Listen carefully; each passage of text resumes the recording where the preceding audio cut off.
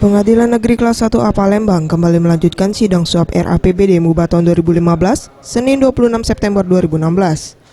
Dalam sidang ini menghadirkan 6 terdakwa, yaitu M. Anin dari Ketua Praksi PAN, Jaini Ketua Praksi Golkar, Perlindungan Harapan Ketua Praksi PKB, DR Fauzul Azim Ketua Praksi PKS, Iin Febrianto Ketua Praksi Demokrat, dan Epi Irawan Ketua Praksi Nasdem.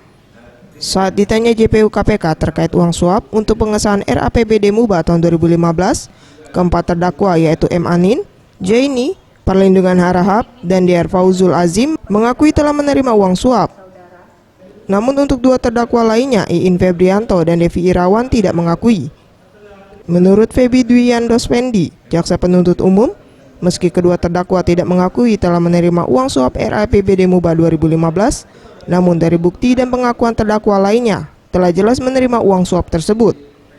Dalam kasus ini, JPU akan menutup para terdakwa dengan pasal 12 huruf A Tipikor mengenai pemberi dan penerima gratifikasi dan diancam dengan pidana 4-20 tahun penjara dengan denda 200 juta rupiah sampai 1 miliar rupiah.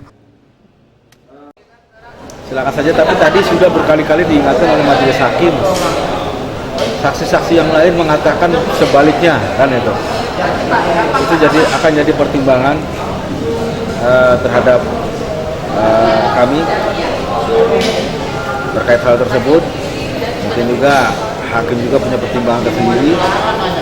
Tapi pada intinya dari alat bukti yang sudah kami ajukan di persidangan, kami berkeyakinan bahwa ke-6 terdakwa itu terbukti melakukan tindak pidana menerima uang suap. Jadi itu. Maulana Yusuf, Seption Rizky, Sriwijaya TV.